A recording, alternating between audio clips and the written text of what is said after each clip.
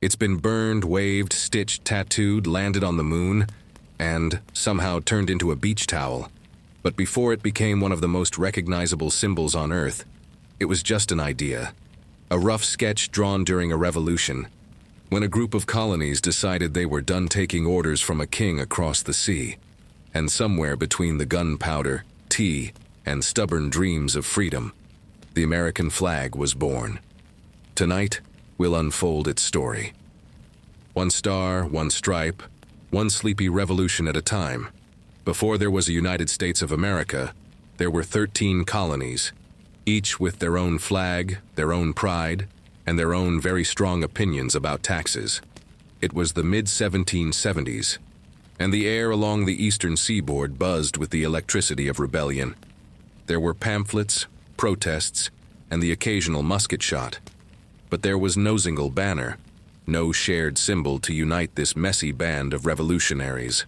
Some colonies had pine trees on their flags, others used snakes, because apparently nothing says, "Please take us seriously," like an angry reptile coiled on a bedsheet. And yet, amidst the chaos, something was missing, a visual heartbeat for the cause. Every revolution needs a symbol, something to march behind, and something to dream beneath. When George Washington first took command of the Continental Army in 1775, he looked out over his troops and saw confusion. Each regiment carried its own flag, some British, some colonial, some homemade. So, Washington did what any good leader does in a branding crisis. He improvised. On January 1st, 1776, at his headquarters in Cambridge, Massachusetts, the Army raised what we now call the Grand Union flag. It had 13 red and white stripes, representing the colonies, and in the corner the British Union Jack. Yes, that's right. The flag of the Revolution still had Britain's flag in the corner. It was a little awkward, like breaking up with someone but still using their Netflix account. But symbolically, it made sense. The colonies weren't yet declaring total independence. They were still hoping for fair treatment within the British Empire. That hope didn't last long. By mid-1776, the conversation had shifted. The Declaration of Independence was in the works. The colonies were done playing nice. The Union Jack had to go. So in June 1777, the Continental Congress passed a simple resolution. Resolved that the flag of the United States be 13 stripes, alternate red and white. That the Union be 13 stars, white in a blue field, representing a new constellation. A new constellation. A poetic phrase, isn't it? They weren't just designing a flag. They were mapping their place in the universe. 13 stars for 13 states, all equal, all shining together. It was democracy expressed in fabric. Now, no story about the early flag can skip the famous name.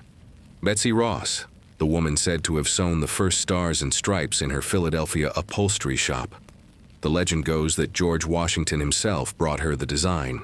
She suggested making the stars 5-pointed instead of 6 because, well, 5 points are easier to cut and prettier to look at. It's a charming story, almost too charming. Because truth be told, there's no solid evidence it actually happened. No letters, no records, no eyewitnesses from the time mentioned. The tale first surfaced nearly 100 years later, told by her grandson. So, it might be true, or it might be America's first great piece of patriotic marketing. Still, it stuck. Because America loves a good story almost as much as it loves a good symbol, and whether Betsy Ross stitched it or not, someone did. Someone took thread and hope and turned them into a flag that would outlast empires. Once the design was approved, the flag spread, from ships to forts to the hearts of soldiers. It fluttered over Washington's army, sometimes proudly, sometimes tattered by battle. It was seen at Saratoga, at Valley Forge, at Yorktown, though not always in the exact same form. There were variations everywhere, different arrangements of stars, different shades of blue, stripes sewn unevenly. The early flag wasn't uniform. It was human. And that's what made it beautiful. It wasn't the work of a single designer. It was the collective heartbeat of a young country trying to find its rhythm. Now, People often ask, what do the colors of the flag mean? The original resolution didn't specify any symbolism, but over time people gave them meaning. Red for valor and bravery, white for purity and innocence, blue for vigilance, perseverance, and justice. Poetic interpretations woven after the fact. At the time, the colors likely came from the British flag, but over generations they became deeply American. Proof that meaning isn't designed, it's earned. During the Revolutionary War, the flag was more than decoration. It was morale. It was purpose. Imagine freezing soldiers at Valley Forge, tired, hungry, losing friends by the day, and somewhere, on a crude pole, a weather-beaten flag still waves, a silent reminder of why they fought. Flags do that. They give shape to the invisible, courage, unity, identity, and in that way the Stars and Stripes weren't just a military standard. They were a promise that this new country, stitched from arguments, compromise, and impossible optimism, might actually make it. By 1781, with Cornwallis's surrender at Yorktown, that promise seemed to be working. The revolutionaries had done it. The colonies had turned into a nation, and though their flag had changed in little details along the way, it had become the symbol of something extraordinary, an experiment in freedom. When the Treaty of Paris was signed in 1783, the war was over. The Stars and Stripes were here to stay. And if you'd told one of those ragged soldiers back then that someday this flag would be planted on the moon, they'd probably laugh, cough, and ask what a moon landing even was. But that's the magic of symbols. They grow larger than the people who make them. The first American flag wasn't perfect, not by design standards, not by sewing quality, not even by consistency. But it didn't need to be. It was rough, uneven, human, and that's what made it powerful. Because this wasn't a flag born in peace crafted for ceremony. It was born in war, stitched in urgency, raised in defiance. Every thread carried the heartbeat of people who refused to be subjects, who believed, deeply and perhaps foolishly, that liberty could be sewn into reality. And it worked. The flag became their reflection, imperfect, stubborn, but full of promise. So when we talk about Old Glory today with all its rules and rituals, it's easy to forget. It began as a rebel's banner, a flag not of authority, but of rebellion, not a sign of what America was, but of what it wanted to become. In a way, that flag is still becoming. Every time it's raised, questioned, celebrated, or debated, it's still part of that original story. A story that began with a handful of people who believed their dreams could outshine an empire. Next, we'll watch that symbol grow, through peace, through confusion, through a young nation trying to decide what those stars really meant.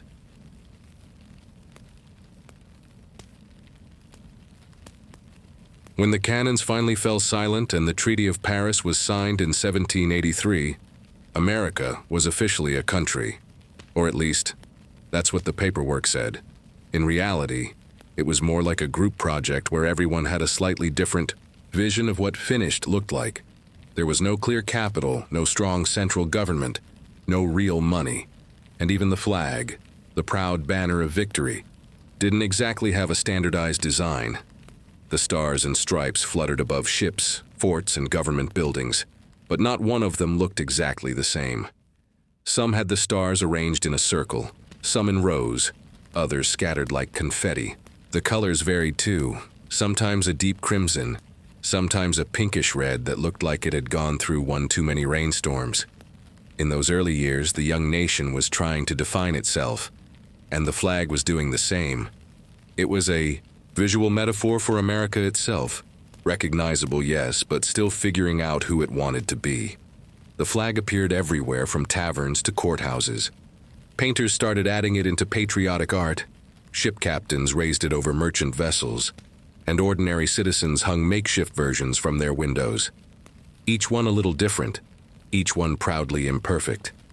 In those days, nobody was really enforcing any rules.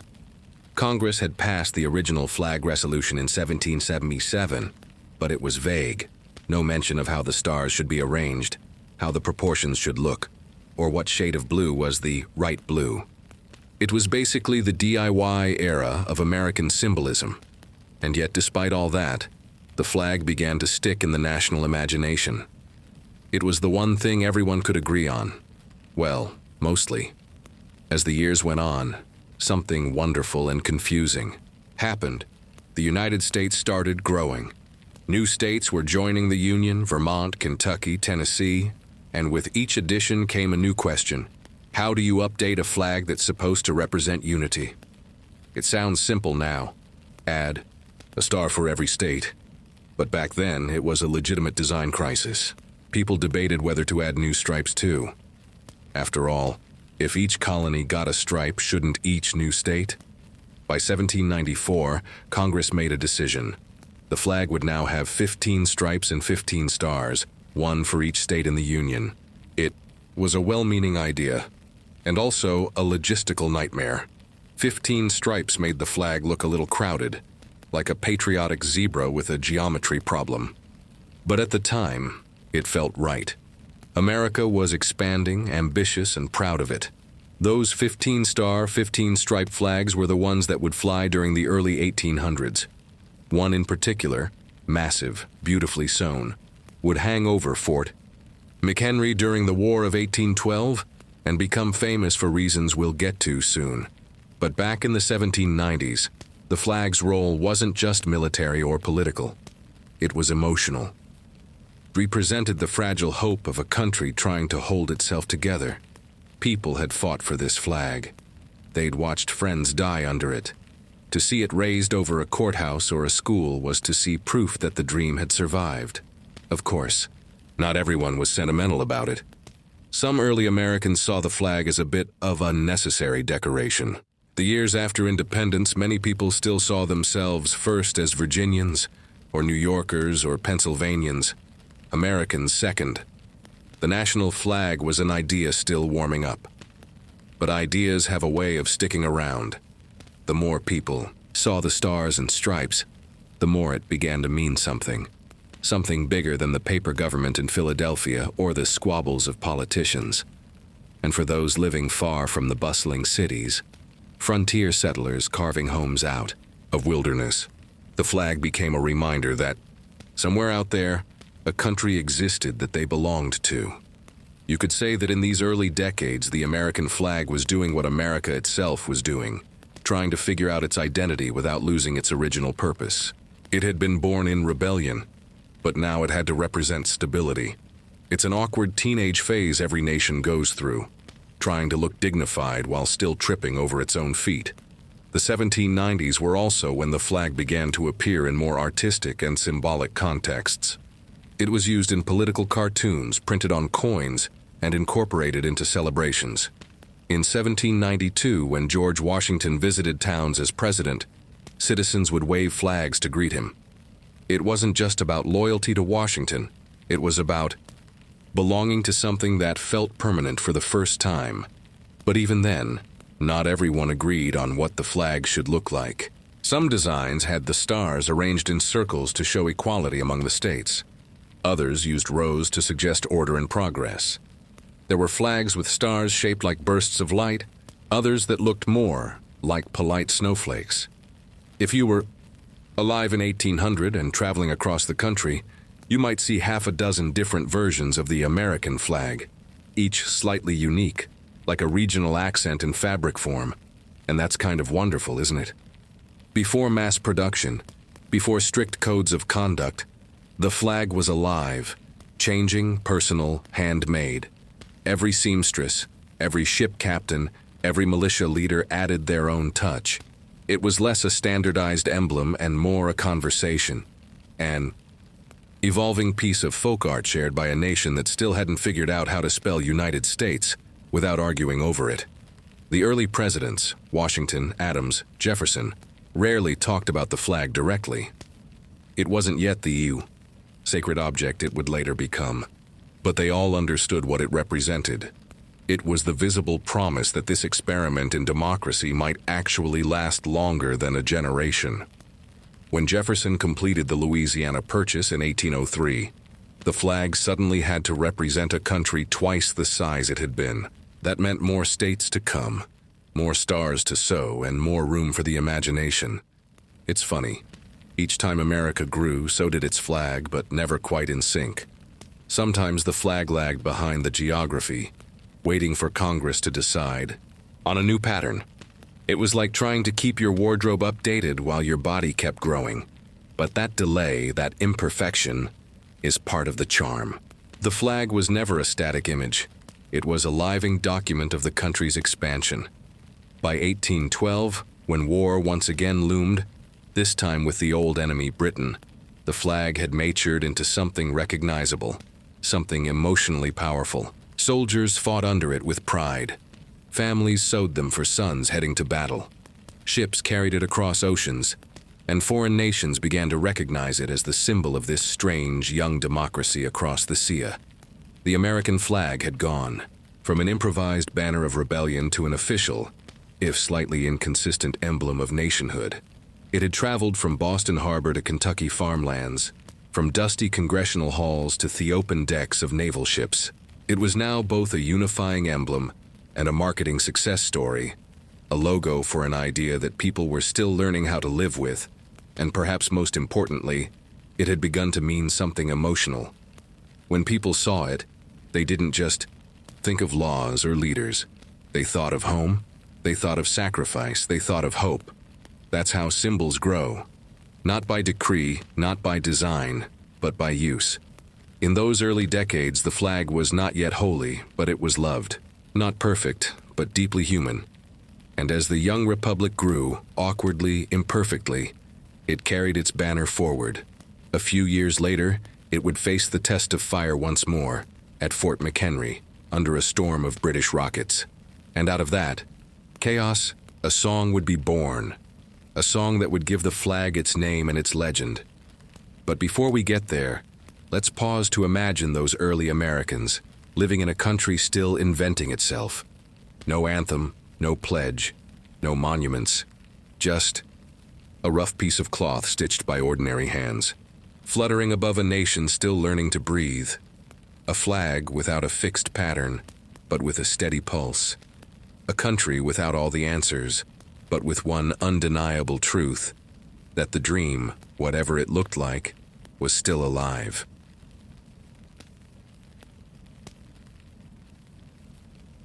By the time the year 1812 arrived, America had grown from its fragile, rebellious beginnings into young country that walked with a kind of confident wobble, like a toddler learning to run, and already convinced it could win a marathon. The British, of course, weren't thrilled about that confidence. Tensions between the two nations had been simmering since the Revolution. Trade disputes, impressment of American sailors, and the general British attitude of, "You'll come crawling back, eventually." Spoiler, America did not crawl back. When the War of 1812 began, it wasn't just another military conflict. It was a test. A test of whether this young nation could stand on its own 2 feet without falling face first back into the arms of its old empire. And once again, the flag became more than decoration. It became the statement. At this point, the flag had 15 stars and 15 stripes, a slightly over-enthusiastic design that stretched the meaning of minimalism. It flew proudly over forts, ships, and government buildings. And one of those forts in particular would soon make the flag immortal. It was called Fort McHenry in Baltimore, Maryland. In September of 1814, the British Navy launched a fierce bombardment against the fort. For 25 hours, they fired rockets and mortar shells into the night, trying to force the Americans to surrender. Imagine the scene: thunder in the sky, the smell of gunpowder in the rain, explosions lighting up the dark waters of the harbor. And somewhere in that chaos, a huge flag still waving defiantly above the fort. Watching from a nearby ship was a 35-year-old lawyer named Francis Scott Key. He had come to negotiate the release of an American prisoner, but found himself trapped as the battle unfolded. All night, he watched those explosions, straining to see if the flag was still there. When morning finally came through the smoke and silence, he saw it, still flying. Torn, battered, but alive. And he wrote. He wrote words that would one day become a song. "Oh, say, can you see by the dawn's early light?" It wasn't written as a national anthem. It was a poem, a spontaneous burst of awe and relief that the flag had survived, and with it the fragile idea of America itself. The poem spread quickly. Newspapers printed it, soldiers sang it, and before long it became the anthem of a feeling, that strange mix of pride, fear, exhaustion, and hope that only a survivor knows. The flag that flew over Fort McHenry that night was enormous, 30 by 42 feet. That's roughly the size of a small house. It was sewn by Mary Pickersgill and her family in Baltimore, commissioned by the fort's commander. It was designed to be seen from miles away, even through smoke and chaos. And it worked. It became a symbol not just of victory, but of resilience. That same flag, now faded and fragile, still exists today. It's preserved at the Smithsonian Institution, arguably the most emotionally charged piece of fabric in American history. For the first time, the flag had something more than symbolism. It had a story. And stories are what give symbols their duality. After the war ended, the United States stepped into a new era. The young republic had survived 2 wars against the most powerful empire on earth. The flag was no longer just a marker of rebellion. It was a mark of endurance. People began calling it the Star-Spangled Banner after Key's poem. The phrase itself became shorthand for America, the land that had somehow defied the odds twice. And as the country grew, the flag grew with it, at least in theory. By the 1820s, Congress realized that adding a stripe for every new state was getting out of hand. So they decided to simplify things. The flag would return to 13 stripes, honoring the original colonies, but would add a star for each new state. A clean, elegant design. 13 stripes forever, stars for progress. It was a practical decision that also carried poetic symmetry. The flag would never lose its roots, even as it expanded toward the horizon. Through the early 1800s, the flag became more visible in American life. It appeared in parades, schools, government ceremonies, and naval expeditions. It was the symbol that stitched together the growing, restless land, and America was restless. Expansion westward brought new states, new opportunities, and new conflicts. The country was booming and breaking all at once. By mid-century, the flag was flying over railroads, frontier outposts, and ships exploring the Pacific. It was seen as the emblem of progress, destiny, and invention. But there was an irony in that, as the flag waved proudly across the expanding nation beneath it, deep divisions were forming. The same flag flew over states with very different ideas about what freedom meant. Slavery was tearing at the seams of the American dream, and soon, that contradiction would rip the country apart. Before that storm hit, though, the flag reached its first golden age of symbolism. Painters, poets, and preachers began treating it with reverence. Children learned about it in school. Villagers carried it as a sacred talisman. It was during this time that the idea of saluting the flag became popular, a way to show loyalty not to a person or a government, but to an idea. And yet the flag was not above humor, even then. In some small towns, flag etiquette was more suggestion than law. People flew them upside down by accident, sewed stars in strange patterns, and let them fade in the sun. It was patriotism with a touch of chaos, a very American kind of love. Meanwhile, the nation's artists began using the flag in ways that turned it from an emblem into an emotion. Painters draped it behind portraits of presidents. Writers used it as a metaphor for endurance, and orators thundered about it from wooden podiums. The flag had officially moved from cloth to culture. But the most powerful part of this era wasn't how the flag looked. It was how it felt. When people saw it, they didn't just think of their country. They remembered a feeling. That night at Fort McHenry, that storm, that defiance, the flag became memory itself. It's strange how certain symbols crystallize entire emotions. The flag didn't need an instruction manual. It carried its meaning, quietly, through shared experience, through fear, through victory, through song. By the 1850s, America had changed almost beyond recognition. Railroads cut across mountains. Cities buzzed with industry. Immigrants poured in by the thousands, chasing a dream that seemed stitched into the very fabric of the flag. And yet, under that same flag, the cracks deepened. The question of slavery, states' rights, and national identity grew impossible to ignore. Newspapers debated whether the flag still represented all Americans or only some. The same symbol that had united the nation during war now hovered uncertainly over a country splitting in two. Still, even in disagreement, the flag endured. It had become something larger than politics, a kind of mirror reflecting both the country's beauty and its contradictions. By the eve of the Civil War, the Stars and Stripes stood for a paradox: freedom and hypocrisy, unity and division, pride and guilt. But perhaps that's what made it real. The flag wasn't just a symbol of perfection.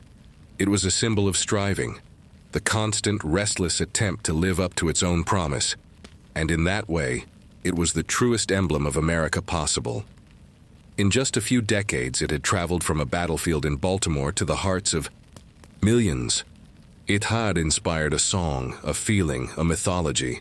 It had become the emotional shorthand of a nation. But its greatest test was still ahead. Because soon, the flag that once united the colonies would fly over two separate armies, both claiming to fight for freedom. And on that day, the American flag would stop being a banner of triumph and become a question. By the time 1861 arrived, America was no longer the hopeful, awkward teenager of a young republic. It was older, louder, and dangerously divided, like a family reunion where no one could agree on what the word family even meant anymore. The country had expanded westward, grown industrially, and filled its map with new states, but also with new tensions. For decades, arguments over slavery and state rights had been like cracks running beneath the floorboards. By the time Abraham Lincoln took office, those cracks split open, and when they did, the American flag, the one that had once united rebels and dreamers, became a point of heartbreak. The same banner that had flown at Fort McHenry and Yorktown was now being torn between two visions of America. When the Southern states seceded and formed the Confederate States of America, they created their own flag, actually several of them over the years. But early on, many Confederate soldiers still marched into battle carrying the Stars and Stripes, not because they supported the Union, but because they claimed to be the true heirs of its promise. It was, in a tragic way, a war over meaning, two sides fighting not only for land, but for ownership of a symbol. For the Union, the flag was sacred. It represented the idea that the United States was one, indivisible. Every star, every stripe, a bond that could not be broken, or so they hoped. For the Confederacy, the flag represented betrayal, a government that no longer reflected their vision of freedom, one that they chose to separate from. Two sides, one symbol, both believing they were defending liberty. It's a strange thing about war. Everyone thinks they're fighting for the same ideals. They just disagree about what those ideals mean. And so, the Civil War began, with the American flag flying proudly over both loyalty and rebellion. When Confederate troops fired on Fort Sumter in April 1861, it wasn't just the start of the war, it was the moment the flag itself became a target. The bombardment lasted for 34 hours. When the Union soldiers finally surrendered the fort, they lowered their tattered flag, carried it out with solemn pride, and vowed to raise it again. That vow would become one of the most powerful emotional threads of the entire war. Everywhere the Union Army went, that same flag was raised, torn down, and raised again, like a heartbeat pulsing through chaos. Each time it went up, it was a statement. We are still here. For the soldiers who marched beneath it, the flag wasn't just cloth, it was home. Many Union regiments carried flags into battle so large they could barely be held aloft by one man. The color bearer, as he was called, marched at the front, unarmed, holding the flag high while bullets flew.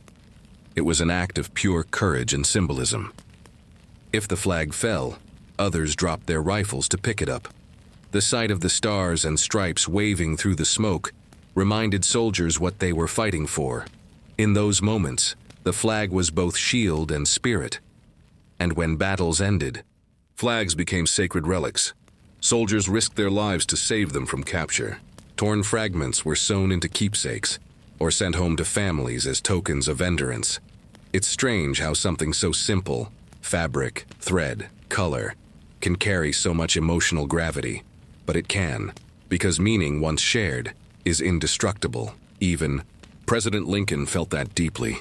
He saw the flag not as a decoration, but as a promise, a fragile one, but worth protecting. When he walked into the White House in 1861, Lincoln understood that the country was bleeding from both its conscience and its history. The flag, in his eyes, had to be the thread that kept it from unraveling completely, and so he treated it that way. Not with blind reverence, but with a quiet sense of faith. The kind of faith you have in something that's been through too much to give up now.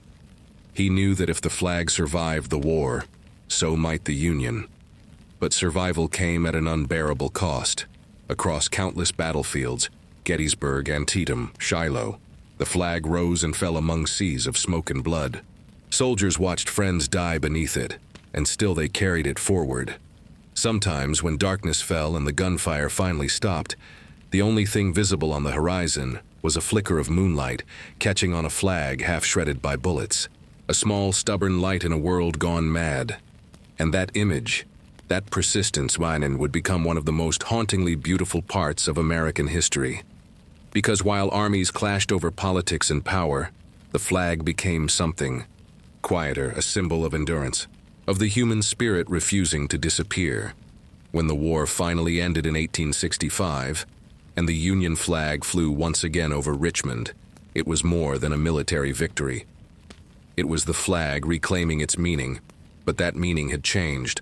Before the war, the flag had represented unity. After it, it represented survival. It had been carried through the bloodiest conflict in American history. It had watched brothers fight brothers, families torn apart, cities burned, and still it waved. Maybe that's why, even today, people feel something almost sacred when they see it, because it carries not just pride, but pain. It remembers. When Lincoln was assassinated in April 1865, just days after the war's end, his coffin was draped in the flag, the same symbol that had carried the country through its darkest night. Crowds lined the streets in silence as it passed. Some wept. Others simply removed their hats and bowed their heads. For the first time, the flag wasn't just a political emblem. It was grief made visible. And maybe that's when it truly became holy in the American imagination. Not in victory, but in mourning. From that moment on, the stars and stripes would no longer just represent a country's ambition. It would represent its resilience. The flag had changed meaning again, as it always does, molded by what the nation lived through. It started as rebellion, then identity, then pride. And now, in the wake of the Civil War, it became something else entirely. Memory. A quiet, bittersweet reminder that even in a divided land, there's still one thread tying everything together. And that thread, somehow, survived. As the sun set on the 1860s, America began to rebuild. Slower, sadder, but determined. Towns rebuilt their schools and courthouses, and almost every one of them raised a flag. It was a gesture of healing, of saying, we're still here. And so, the same flag that had once flown over two warring sides became the symbol of reconciliation. Its colors had faded a little, its stars had multiplied, but its meaning, complex, painful, and beautiful, was stronger than ever. The Civil War had changed everything, but the flag, like the nation it represented, refused to give up.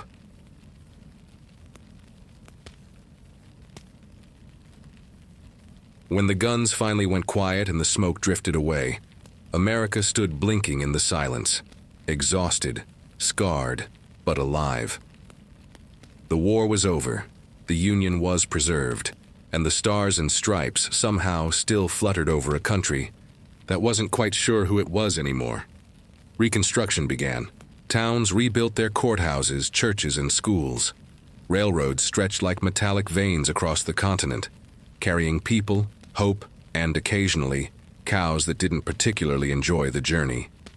And everywhere the railroads went, the flag followed. It appeared over new statehouses, in small-town parades, in photographs, in classrooms. For a people trying to heal, the flag became a kind of therapy, a reminder that unity, once shattered, could be stitched back together again, one star at a time. By the late 1800s, America was changing faster than it could even describe itself. Immigrants poured in from Europe by the millions, tired, hopeful faces stepping off ships to see a flag waving in the salty air of New York Harbor. For them, that flag was magic. It meant safety, opportunity, maybe even dignity. The kind of dreams their old worlds had refused them. You can almost imagine them, standing on deck clutching their suitcases, their hearts pounding as they saw it for the first time. The red, the white, the blue. It wasn't just fabric anymore. It was a promise. Ellis Island processed 12 million immigrants during that time, and for each one, the flag said, "Welcome. Start again." Now, not everyone already here was equally welcoming. There were plenty of nativist movements and ugly politics. But the symbol itself, the flag, became a sort of neutral ground, a shared belief that maybe this crazy experiment could actually work. And while the nation grew more diverse, it also grew more industrial. Factories roared, cities swelled, and America became a place where smoke, ambition, and the smell of iron filled the air. The flag began to appear not just on government buildings, but on advertisements, product labels, and business signs.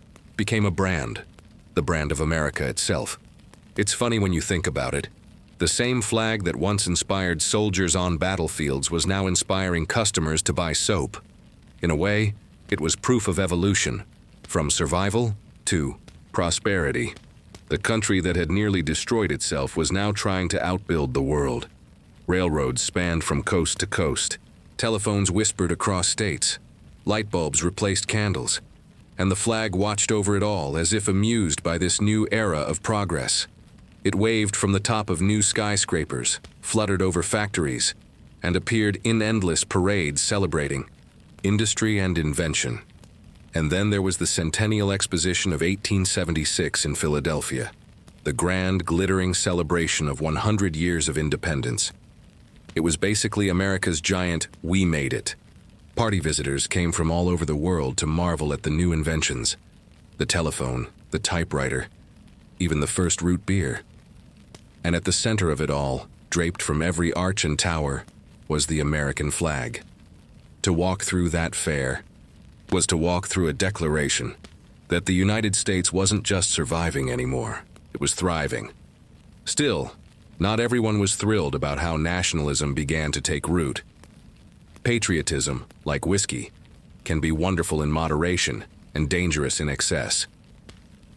As America's industrial and military power grew, so did its appetite for expansion. The Spanish-American War in 1898 marked a turning point. Suddenly, the flag wasn't just waving over the homeland, it was being planted overseas. Cuba, Puerto Rico, the Philippines, Guam. The flag became a symbol not just of freedom, but of American influence, a word that, depending on where you stood, could mean either liberation or occupation. Back home, though, most Americans felt an enormous sense of pride. Newspapers printed images of the flag everywhere. Songs were written, speeches given, and schools began each morning with the Pledge of Allegiance, written in 1892 by Francis Bellamy. A generation of children grew up placing their hands over their hearts, gazing at the flag as they promised loyalty to one nation, indivisible. It was a ritual, one that blended patriotism with morning routine, right after sharpening your pencil and before quietly judging your classmates' lunch.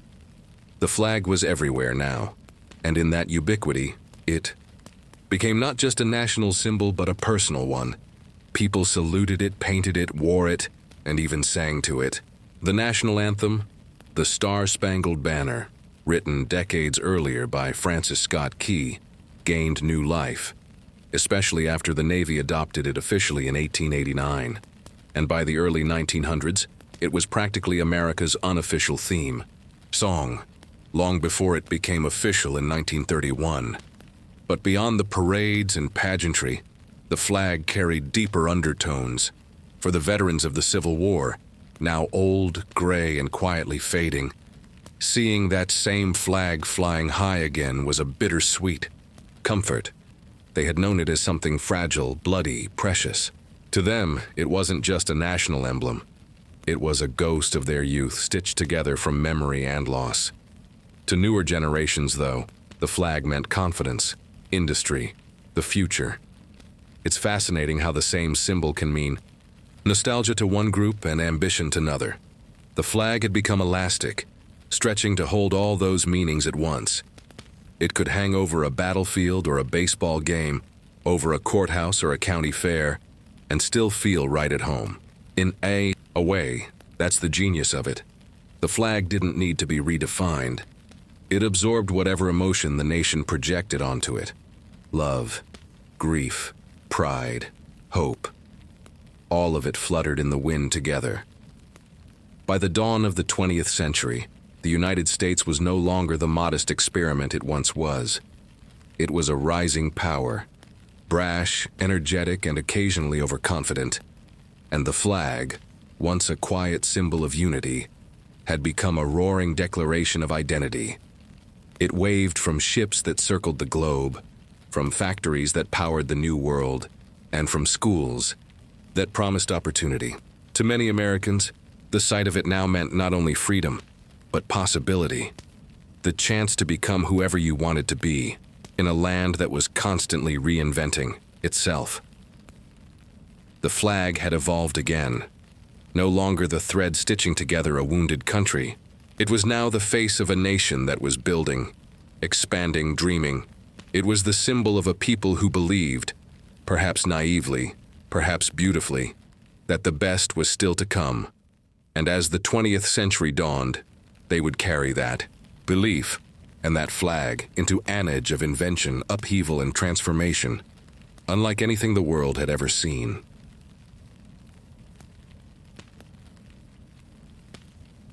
By 1914, the world had gone mad again. Europe had turned itself into a powder keg, and someone had finally lit the match. The Great War, what we now call World War I, erupted, dragging nations into chaos. At first, the United States stayed out of it.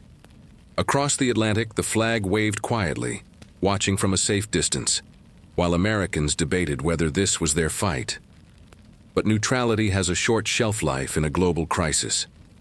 By 1917, the U.S. entered the war, and the flag once again was called into duty, this time not to reunite a broken country, but to remind it why it existed in the first place. It flew over recruiting stations, over factories building ships and tanks, over posters urging people to buy war bonds. The Stars and Stripes became the centerpiece of a national mobilization, not just of soldiers, but of spirit. And it worked. Artists painted it, songwriters praised it, children sewed miniature versions for soldiers. Everywhere you looked, it was there, a symbol of unity in a time of global fracture. In a way, it was déjà vu. The flag had once rallied a divided nation. Now, it rallied a hesitant one. But something had changed. This time, the war wasn't being fought just for America's survival. It was being fought, so Americans believed, for something bigger, democracy itself. The flag was no longer just a national emblem. It was a moral one. When American troops landed in France, the Stars and Stripes appeared across the European front. Small patches on uniforms, banners over encampments, and eventually in the liberated towns that had never seen it before. For many Europeans, that flag became a symbol of hope, a strange and foreign one, but still hope. And for the soldiers who carried it, it was both comfort and pressure. They weren't just fighting for their homeland anymore. They were fighting for an idea, that freedom wasn't just an American luxury, but a human right. When the war finally ended in 1918 and the soldiers returned home, the flag returned with them, a little older, a little more worldly. It had crossed oceans, faced artillery fire, and seen the worst of humanity. And somehow it still managed to stand for the best of it. The roaring 20s that followed were an explosion of joy and excess. Jazz speakeasies, motion pictures. America was drunk on its own confidence, and the flag, ever adaptable, joined the party. It appeared on 4th of July ads, flapper dresses, and even soda bottles. Patriotism was fashionable again, and profitable. But symbols, like people, get tired of being misunderstood. By the time the Great Depression hit in 1929, that easy pride turned to quiet desperation. Bread lines replaced parades. Flags still hung from porches. But now they looked more like prayers than decorations. It's in times like those, when everything falls apart, that symbols reveal what they're really made of. Through the 1930s, the flag endured silently as Americans struggled to survive. And once again, it became more than cloth. It became faith. Then in 1939, the world caught fire all over again. World War II began, and once more the Stars and Stripes were called to cross the seas. When Japan attacked Pearl Harbor in 1941, America awoke overnight. The next morning, millions of men enlisted. Factories reopened, women took up tools and uniforms. And everywhere, absolutely everywhere, the flag appeared again. It hung from windows, draped across war posters, painted on airplane fuselages. It was the face of defiance, the emblem of resolve. This time, the flag didn't just represent a nation at war. It represented a world trying to survive one. For soldiers storming beaches in Normandy, it meant courage. For the families who stayed behind, it meant hope. It's strange to think that during those years, a piece of fabric connected people from Kansas to Kiev, a simple pattern of stars and stripes that said, "We're still here and we're not giving up." And perhaps no image captured that feeling better than one photograph. The raising of the flag on Iwo Jima, February 23, 1945. A group of Marines climbed Mount Suribachi on the island of Iwo Jima and planted the flag into the volcanic ground. Photographer Joe Rosenthal snapped a picture. And that picture became one of the most famous in human history. It wasn't just a military moment. It was an emotional one.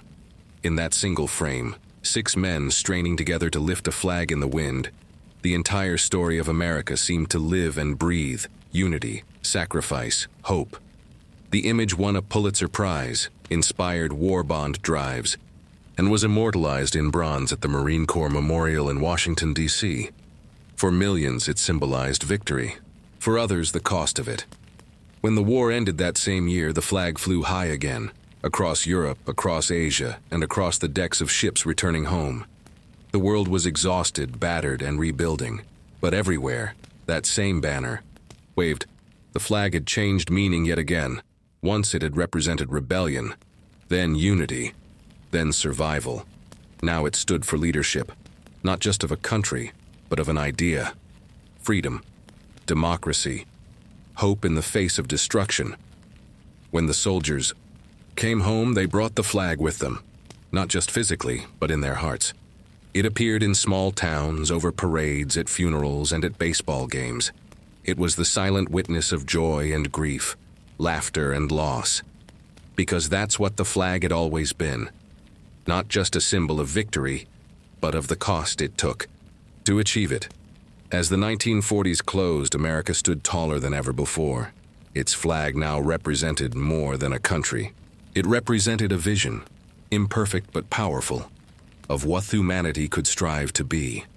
And though the coming decades would test that vision again and again, one thing was certain: the flag had survived every storm so far, and it would fly into the next one with the same quiet, stubborn grace that had carried it from revolution to modernity.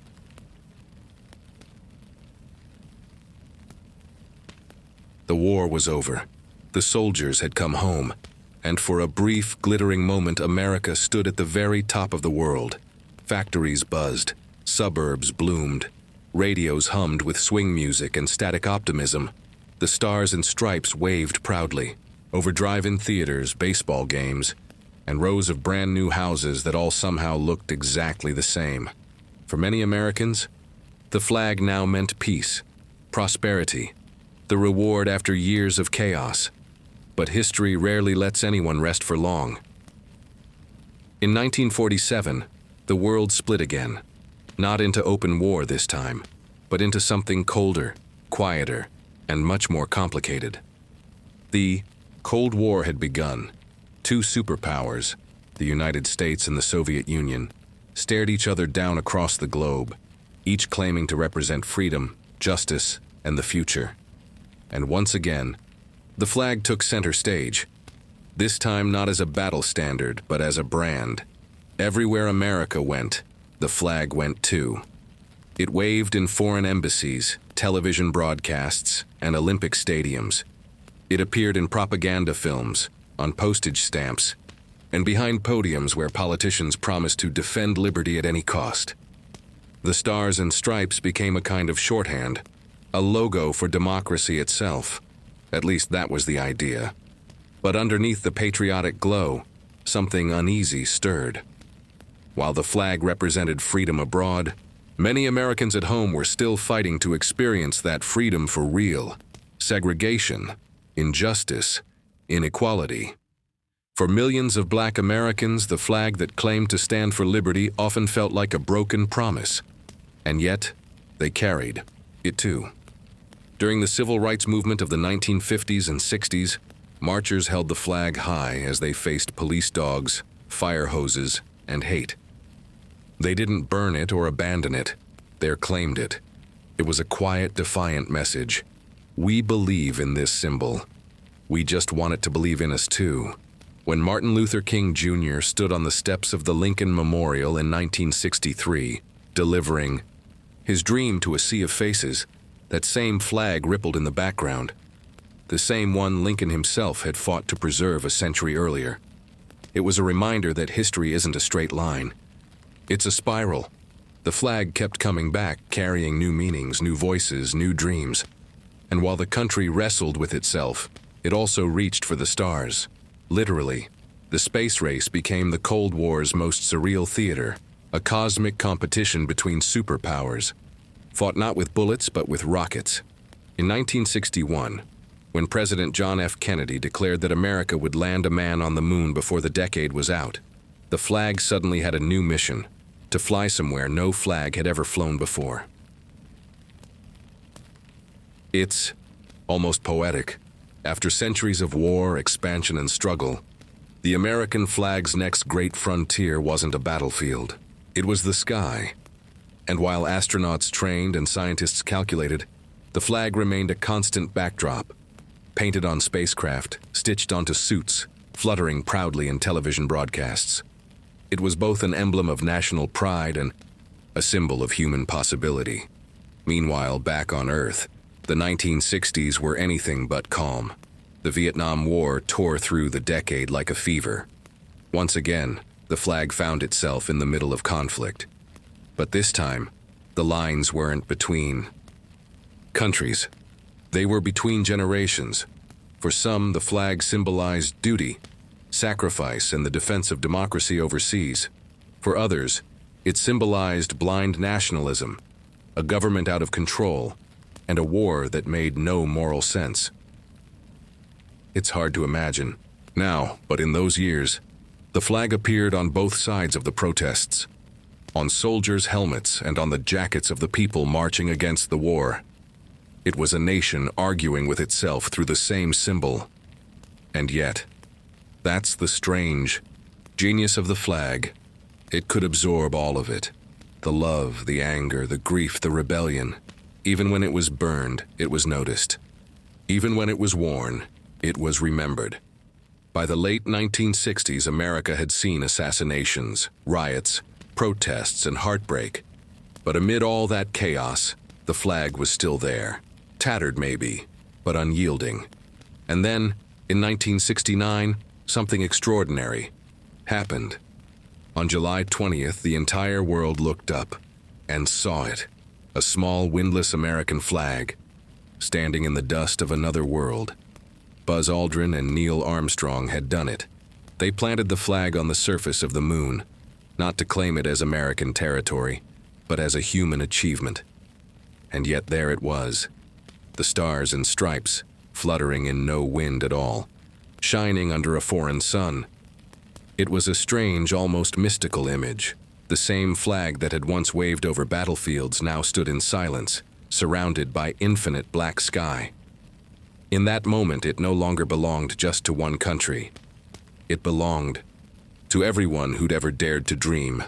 The flag had completed its longest journey, from rebellion on Earth to triumph in the stars. And when people looked at it, they didn't just see America. They saw what humanity could do when it refused to give up. It's poetic, isn't it? A symbol born out of revolution, baptized in war, and burdened by contradiction, finally finding peace on a place with no borders, no nations, and no sound at all. The moon flag didn't wave. It didn't need to. It simply existed, a quiet reminder that symbols like people can transcend their past. And as the astronauts headed home, leaving that little flag standing in the lunar dust, America itself looked at it and realized something profound. Maybe, just maybe, the flag wasn't about what it was. Maybe it was about what it meant to become.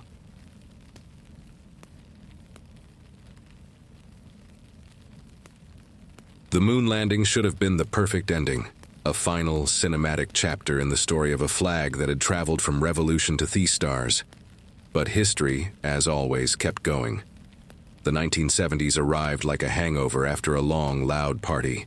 The moon dust had barely settled when America turned back to face itself, tired, uncertain, and deeply divided. The Vietnam War dragged on, and the flag, once a proud rallying point, now sparked arguments in living rooms, campuses, and city streets. For some, it was still a symbol of sacrifice and honor. For others, it had become a painful reminder of a war they didn't believe in. It's strange, isn't it? The same piece of cloth that once united millions could now divide them so fiercely. Protests filled the streets. Flags were waved, burned, stitched onto denim jackets. It was love and rebellion side by side. The Supreme Court would even weigh in decades later, in cases about flag burning and free speech, proving that the meaning of the flag wasn't just cultural anymore. It was constitutional. And maybe that's what makes it so uniquely American, the right to disagree about what your own symbol means. By the late 1970s, the war ended, but the soul of the country still limped. Then came the 1980s, a decade of renewed pride, booming economy, and a big hair. The flag made a comeback. It waved in music videos, behind politicians, on cereal boxes, even on swimsuits. Patriotism became glossy, commercial, and oddly cheerful, the kind of flag waving you could do while holding a can of soda. For many, that bright, confident era felt like healing. For others, it felt like overcompensation, a way to cover the wounds of the past with glitter and optimism. But the thing about symbols is, they adapt. The flag didn't judge. It just kept showing up, whether in parades or protests, celebrations, or funerals. And then came a day that would once again test what it meant. September 11th, 2001. Clear blue morning that turned into one of the darkest days in American history. When the towers fell and the world held its breath, the image that soon emerged, amid dust and smoke, was a flag being raised over the wreckage by firefighters. It was a haunting echo of Iwo Jima, half a century later. In that moment, the flag meant grief, resilience, unity. For a brief time, America seemed to remember what it felt like to stand together under one symbol, not as Democrats or Republicans, not as divided voices, but as human beings. Flags appeared everywhere, on homes, cars, storefronts, bridges. People painted them on walls, hung them in windows, wrapped them around their hearts. It wasn't about politics. It was about comfort, about trying to hold on to something that felt unshakable when everything else had fallen apart. But, as always, time moved on. The 2000s and 2010s brought new debates about war, justice, race, and identity. And with each, new era. The flag found itself back in the spotlight, sometimes glowing, sometimes burning. It waved over soldiers in Iraq and Afghanistan, but also over protests in American streets. It appeared at football games, sometimes draped in reverence, sometimes knelt before in silent dissent. Each gesture, salute or protest, was in its own way a form of belief, because that's the strange and beautiful thing about freedom. It gives you the right to define your symbols for yourself. For one person, the flag might mean unshakable pride. For another, it might represent a promise unfulfilled. And both can be true because the story of the flag has never been one of perfection. It's been one of evolution, from rebellion to unity, from survival to leadership, from tragedy to triumph. Every generation adds a new layer of meaning, sometimes hopeful, sometimes angry, but always deeply human. And yet, through every argument, every war, every heartbreak, it remains. The flag still hangs in classrooms, flies over courthouses, and drifts from porches in the summer breeze. It still appears at funerals for soldiers and in parades for heroes. It's still folded with reverence, still unfurled in pride. It's a mirror, one that reflects not just who America is, but who it's trying to be. The stars still represent unity. The stripes still tell stories of struggle and endurance. But the flag's true meaning? That's written by the people who live beneath it.